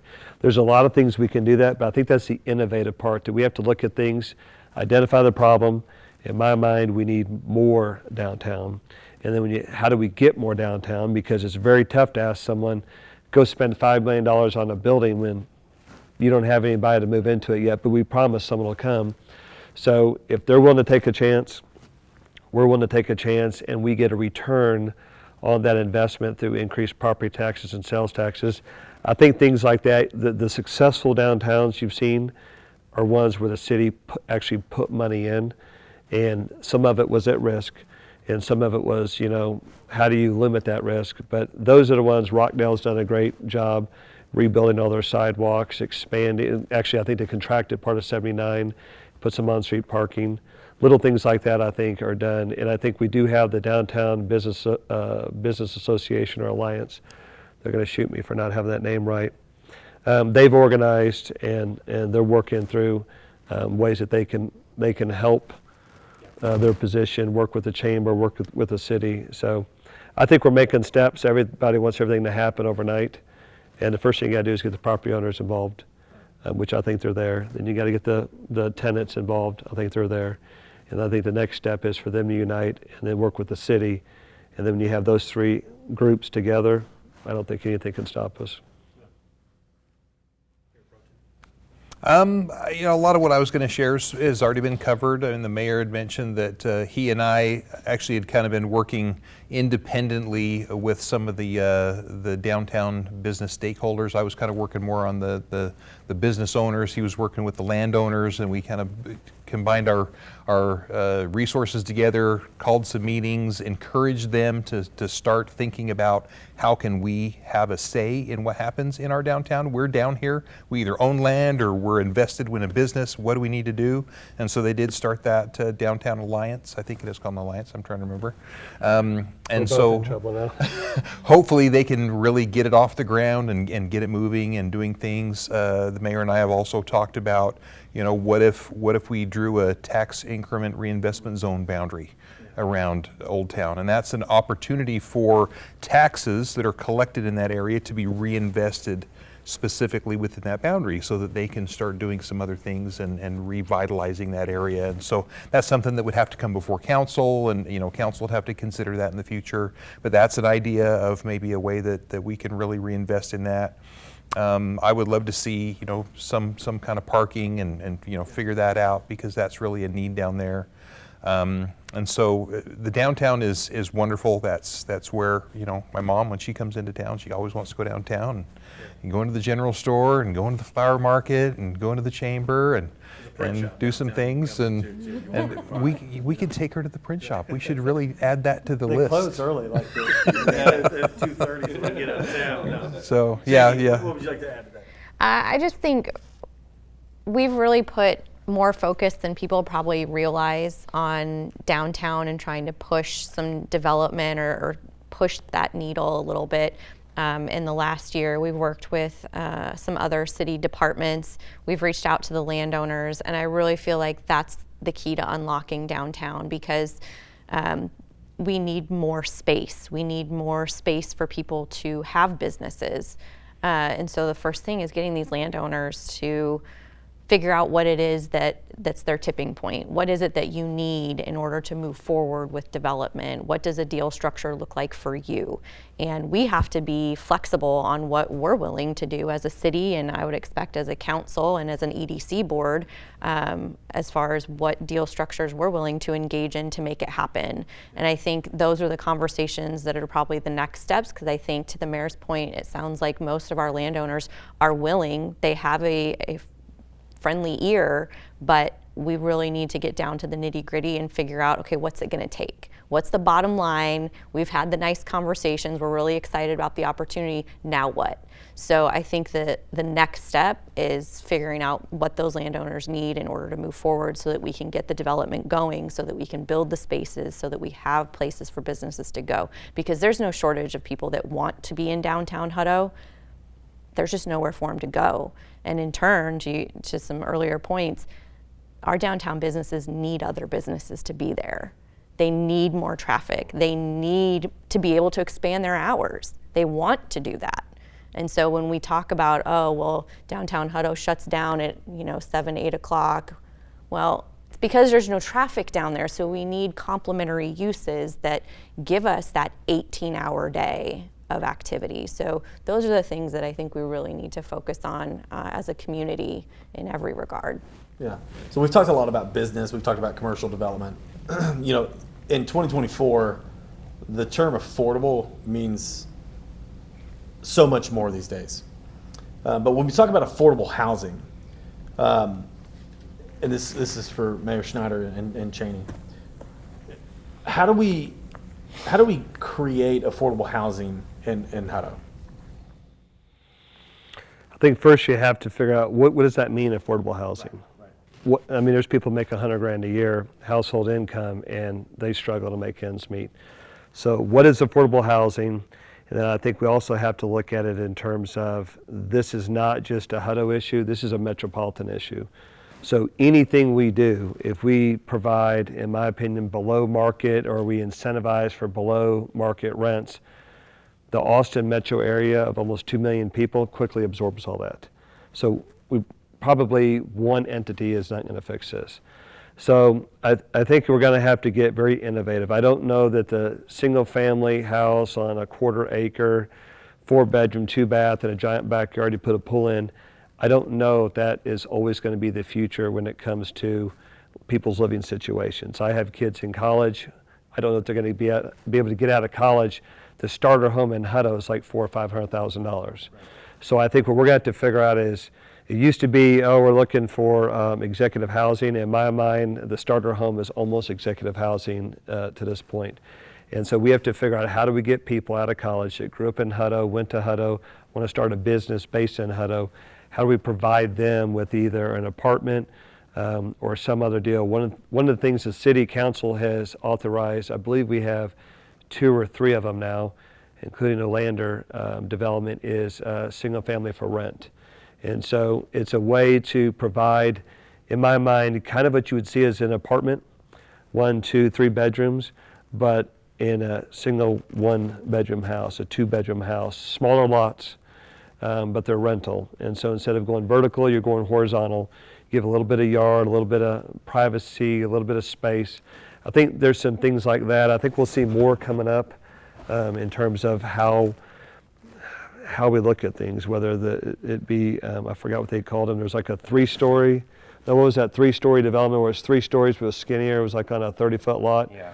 And there's a lot of things that's going to come. I think it's going to be market driven. I honestly don't think there's a whole lot that Hutto could just wave a wand and fix. I think there's things we can do to make sure we don't make it worse. I mean, every time we keep the rate the same and taxes go up, raise the rate and taxes go up, we're adding to the affordability issue all the way down to the person renting. So I think the more creative we can be, if anything, we can keep Hutto housing more affordable than what it would be elsewhere. We may not be able to create what a lot of people will think of as affordable housing. But I think it's a tough situation. If I could wave a wand, I'd say all the mayors would get together, sit on a panel, and work as a complete metro area on how to tackle it. But Austin has some pretty smart people, and they are struggling big time with affordability. And they've done everything they can, from rezone lots. They're incentivizing developers to build essentially skyscrapers in residential neighborhoods to bring in more housing. But every time we bring in a major employer, personally, I think that compounds the already problem that we have. The last thing I'd say is, if it was up to me, we as a metro area, we would slow down on the incentivizing of major employers, because our unemployment rate is in the 3s. So by most accounts, nobody here is looking for a job. So we have to move people in to the metro area to fill the jobs we're creating, but we don't have an available housing supply. So now we have to build homes for the people moving in, and then we have to build schools, and we have to build roads. And so we're spending billions of dollars collectively as an economy to support all these jobs we keep creating that no one is really looking for. I mean, we don't have an unemployment lines in Austin, so we're generating all this economic activity, and we're just, in my opinion, we work against ourselves, and then we go, wow, why are houses so expensive? Because there's 15,000 people trying to move here next year, and there's only 2,000 homes available. Right. So you don't want to have no growth in your house depreciating value, but in my mind, a little bit of moderation. I think Hutto's doing a lot better job on that, but we don't control 15,000 people moving in Tesla. We don't control 15,000 people in Samsung. These people want to find a place to live. We are the last affordable place in our area, Hutto and Taylor, in my mind. And so it's super complicated, but. Yeah. I think there's a lot of creativity required and a lot of collaboration. And so when I think about affordable housing or what it could mean for Hutto, I look at how would we control for other people moving in and taking those opportunities. And so perhaps there would be an opportunity to reframe that as workforce housing, because affordability is a deal breaker for a lot of our teachers, our younger teachers, our first responders, so our firefighters, our new police officers, like those critical staff can't afford to live where they work, and that's a problem. And so if we were able to structure it, I've had some conversations with the ISD and thinking about getting ISD, city, and county for ESD 3 all together and figuring out how could we address this critical problem in these key industries that really support the community. What would that look like? And so there's opportunities to partner with various multifamily developments, some of these single family for rent, depending on the needs of the population that would fit that housing structure. And so what do the details look like? What's the demand? And then how could we tie those affordable housing options to Hutto employees?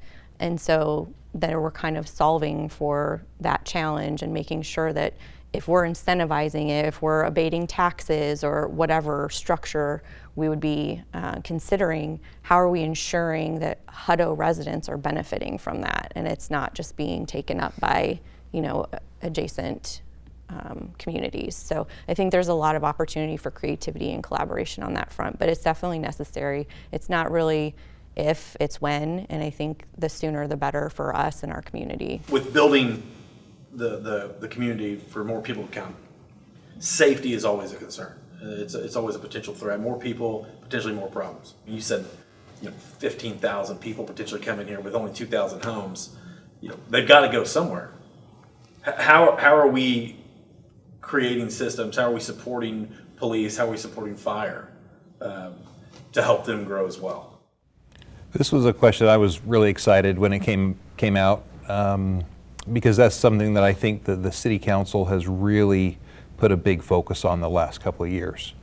We have seen the need for having a safe city with the phenomenal growth that we've been seeing. We were voted Texas safest city a few years ago, and we wanted to stay on top of that. We didn't want to let it kind of, go away and have all the growth and none of the safety along with it. And so one of probably the things I'm most excited about is the phenomenal police chief that we have hired. He's been on staff for a little over a year. He's all in as far as Hutto. He is just such a wonderful leader over in that department, and he has just raised the morale and everything that's going well over there. I think he leads by example, and I think that's been a great thing. And I actually was looking over all of the different things that either the City Council has done or the police chief has done to implement a lot of these things, and the list was just, it's too long for me to remember. And so I brought it, a lot of the things that we've done. We have implemented a night shift differential that has enabled him to be able to have a lot more interest in people applying for lateral moves from other police departments to come to Hutto, because now you've got some of these guys and ladies who want to work and they don't necessarily want to work the night shift, but if they get a 15% bump in pay, hey, they're willing to take it. And so then you get some other officers who don't want to do the night shift, but that frees up spots for them to come and to work. We had a significant pay raise that the council approved last year. Officers got anywhere from between 9 and 15% pay raise, depending on the position and where they were. And so that really brought us within, I think the mayor said in his initial thing, within the 80th percentile of the Austin area. So that was a huge thing. We have implemented a stipend for detectives. And so now if they're willing to take on that additional role to be a detective, not just a beat cop, but they get a stipend that they're willing, if they're willing to do that. We just approved this last city council meeting flock cameras. And these are cameras that have license plate readers on them that enable our officers to do investigative things. If there's a report that say that there's a certain type of car that was seen driving out of a new building lot, and it was just, you know, full of equipment and full of things, and it could be a theft issue. They can go, they can look at the cameras, they can identify who that was and help prosecute some of those potential crimes. We just approved $150,000 in network upgrades for the police department. We approved them seeking up to $250,000 in grants for improved body armor, improved shields, improved equipment, improved body cameras, those kind of things. They've hired a new victim services coordinator, a crisis support specialist, a crime scene technician. And so all of these things are not just police officers that they're adding to the force, but also these support personnel that can make such an incredible impact with not only the police officers, but with the families that they are serving. The victim services coordinator has made a huge impact in our community. And so that has been a big thing. And then one of the other things I wanted to point out was the drone program, a really neat program that we've got. And so, you know, instead of hiring several more police officers, we've got this officer who's a drone pilot, and he goes out there, and there was this neat video that we watched from the PD to where there was this suspect they were looking for, and you'd never have found him without the drone. And he was up there above, and you turn on the thermals, boop, there he is. And so he was up there directing the officers where to go, and they were able to find him and you know, help him make things right and to get things where he needed to be. But I think that just so much investment, I think that I'm very proud of the work that we have done as a city and as a city council to really invest in our police department. I've just been you know, more than happy with what we're doing, and we're not stopping there. So I just want to add something, and I agree with everything the Mayor Pro Tem said. You know, Hutto has been unique through all the national defund the police, all these things. That never happened in Hutto. In Hutto, it was always, how do we fund more? How do we do more? How do we pay more? And so the emphasis from the public and from the city council has always been wrestling with, how do we give more in a growing needs with roads and water? How do we give more? I mean, the police department represents probably our biggest line item in the city.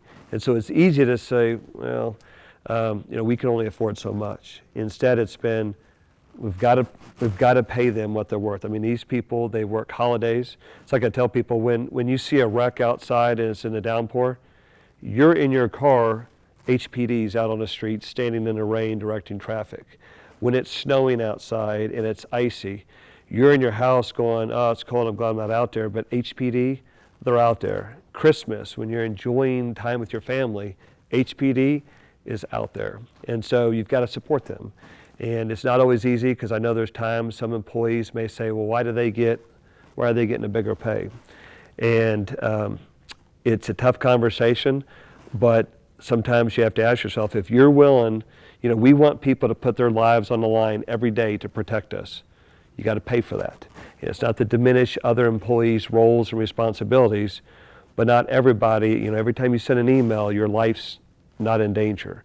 But every time an officer stops a car, they don't know if they're stopping, you know, Mike Snyder, who was going 8 over the speed limit. They could be stopping the person who just, you know, committed a triple homicide, was going down 130, hit 79 to get out of town, and they just happen to get stopped. So I've been proud of the citizens and the taxpayers pushing to support the police. I've been proud of our city manager and even our interim that we had before that was also pushing that. And then, like the Mayor Pro Tem said, our chief is completely, you know, 2 years ago we had a section of police force was ready to leave Hutto. And we've changed through, we had interim Chief Stewart and now Chief Yarborough, and the morale's completely changed. I mean, if you're unhappy coming to work, you're in a customer service business. And so they're a lot more happier. And the happier our police are being at work, they're telling their friends that, hey, you don't have to work in Austin. You can come up to Hutto, you make a little bit less money, but you don't have to deal with all that in Hutto. They support you. They want to give you, you know, raises. They want to give you better benefits. They want to help you with different programs, training, the drones, A lot of cities, all the cutbacks, and now they're rushing trying to fund the police department. Hutto never stopped. Hutto just kept increasing. I think this is maybe the third double-digit % increase in like the last 4 years that we've given them, trying to get them to be the top 25% in the market. And now that we're in the top 20, I think that speaks volumes.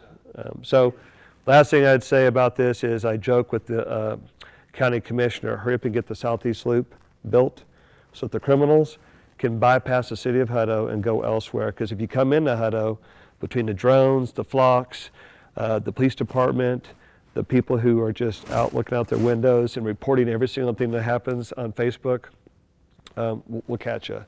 And we'll catch you, we'll prosecute you, and it's best just to stay out of Hutto and know that we are a community that deeply supports our police and everything they do. And then when they do catch you, we have another robust municipal court system that we also support equally well, and you're not going to slip through the cracks in this city. Yeah. So, well, we're up to our last question of the night, and it's one of the questions that I think is on everyone's mind, and that's taxes. Okay, and this is for James. I'd like you to start, and Mayor Snyder, if you'd follow up. I get to start on the tax Absolutely, question? absolutely. Just to give a break, you know. Right. Well, so here's the question: What are some strategies being used to keep our property taxes low, as well as our utilities low? I think what the mayor is going to say after I get done with this will probably make him sound like a hero. The property taxes being low and the utility being low is relative statements. So the question I would interpret and flip that to be is, how are we making sure that we're not spending money on things we ought not to be spending money on? How do we make sure that we're reducing or eliminating waste? Because frankly, water and wastewater costs what it costs, right? We buy that, we pass it through, we have personnel to respond, and it kind of costs what it costs.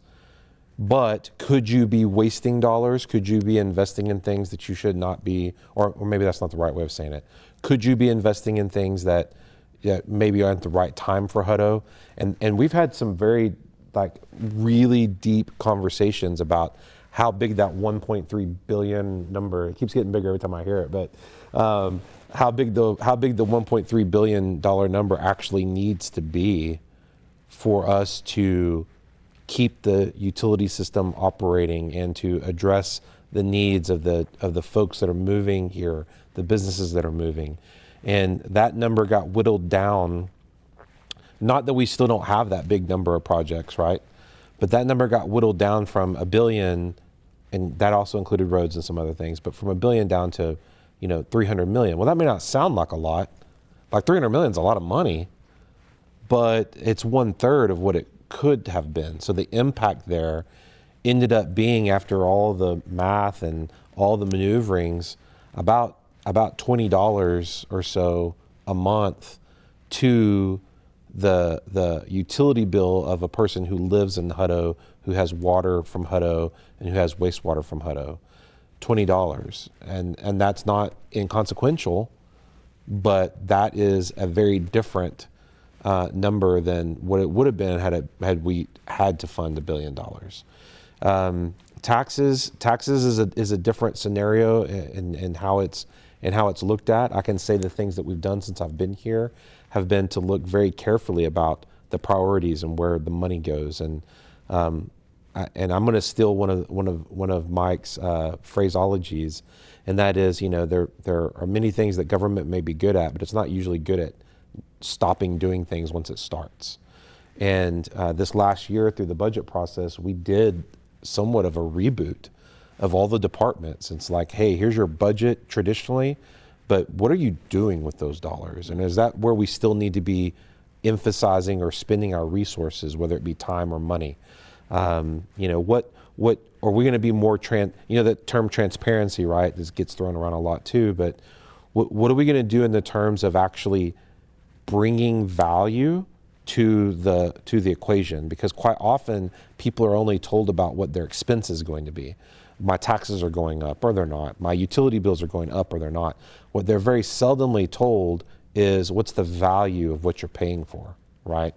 And this is my phraseology, is like in the absence of value, right? That's when you have your problem. You have your problem whenever you're trying to understand expenses in the absence of value. And I use the analogy of, if I asked you right now if you just give me $10,000, you'd probably tell me no and maybe where to go beat sand.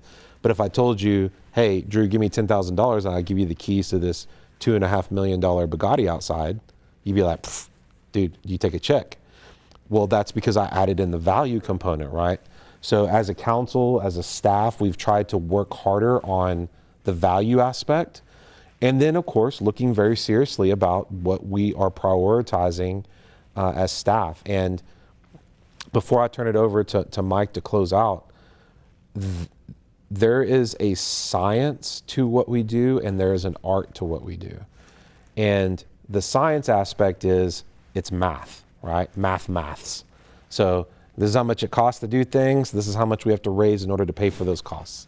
The art of it is, what does the public want to see of their community? What is the council hearing from their constituents? What is staff seeing that are weaknesses or areas that we ought to be investing in? Where are things that we could improve, but maybe other things that we could no longer do or change how we do? And that's the art aspect of it, and that's where the people being engaged in the process, being educated, makes all the difference. So, I can't sit here as the administrator and say, hey, we're lowering your taxes and we're lowering your fees and utility bills are going down and taxes are going down. It's not realistic for me to say that, but I will say that this council, and I know I have two of them sitting right here, but this council for me has been showing that they take their responsibility of being good stewards over taxation and fees very seriously. So this is a question that I think drives most of my passion, and I know it causes anxiety at times to people. And I think it really comes down to, what do you want Hutto to be? Right. And I've said before, you can't be the safest city, the best parks, the best library, robust road system, and affordable. Something has to be number 2, number 3. You just can't be the tops. And so one of the things that I think we're going to have to push on is, where can the city best spend its money? If you have, say, we had a hearty discussion about the YMCA. There's a lot of services the YMCA, as well as other 501c3s, provide. I think where we could be innovative as a city is go, okay, 501c3, how can we help you put on a better program and run basketball, run day camp, run whatever it is, how can we help you do that? Because it's easy for government to say, we can provide that. But when we, the government, provide that, we charge you more taxes to pay for that. But if we can find a way to help out nonprofits to run more programs and say, you know what, how do we expand our parks in an effort to help you have more of a soccer league, then I think there's a way for people to have better quality of life, better services that are paid for a little bit with tax dollars and a lot with volunteers and donations from corporations. So I think that's a big part of it. I think when it comes to water and wastewater, I mean, yeah, we're talking like a $20 increase today. I think in 2 years it goes up 7% more. 2 years after that, 10% more. That's just to fund the debt. That doesn't fund the ever escalating cost of maintenance, employees. So there's more increases in that. We just are starting off, here's the next year or 2 years. So I think that's where, again, the innovation is going to have to come in at some point. And this isn't a Hutto issue. To me, this is a nationwide issue of a bunch of people bark really loud. Okay, we'll go build this. Well, that's all fine and great, but you can't be everything to everyone. It's not sustainable. And so I think the Mayor Pro Tem and I had talked with some members of the Y Board about what if, instead of us building a rec center managed by the Y or somebody else, the city of Taylor building a rec center managed by the Y or somebody else, what if we just worked together and built a bigger building? Let it be in Taylor. No one in Hutto, I don't think, is going to care that the building sits in Taylor or it sits in Hutto. But God forbid if that's the case, build it on the city line, right? Let's get petty, build it there because we're worried about city limits, not the citizens. But if we work together on some regional things like that, then we can come together and have a bigger facility.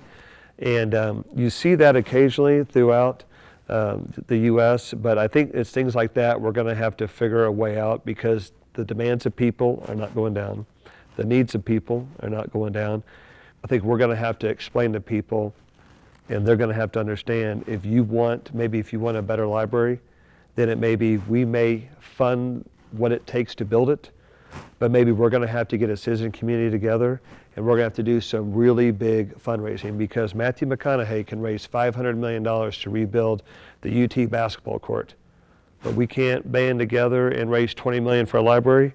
I don't think we need to depend on the government. I think 40,000 people need to look and say, you know what, if that guy can build that, we can build a library here. Let's band together. Let's make it happen. But if we're expecting the government to take care of it, then you're going to have to expect higher tax bills. But if you want lower tax bills, then you're going to have to get involved and we're going to have to pitch in. You want that small town community feel? Back in the old days, what did small towns do? They banded together to help Mr. Smith over here whose house caught fire. Now we sit on Facebook and we watch and we wait for other people to help. So small town works both ways. Everybody has to get involved. Everybody has to be involved and help out their church supplying aid when people need food, the city when we're trying to put on a festival. Instead of having all of our employees working overtime, you can have more volunteers. You can say, you know what, I think my kids would like that I'm out here volunteering and helping out on this event. So I think things like that is what we need to do. Will we get there? I don't know. It's easy to say, you know, come everybody help us. It's a lot harder to actually, you know, get them to do it. But I think it's something we can always strive for. Well, that wraps everything up. We've got a great city council. I also want to thank the staff that's here and the staff that put this all together. So thank you guys. And from the chamber, the staff, city council, and from the EDC, we are out. Take care, and we'll see you next time. Good night. Good night.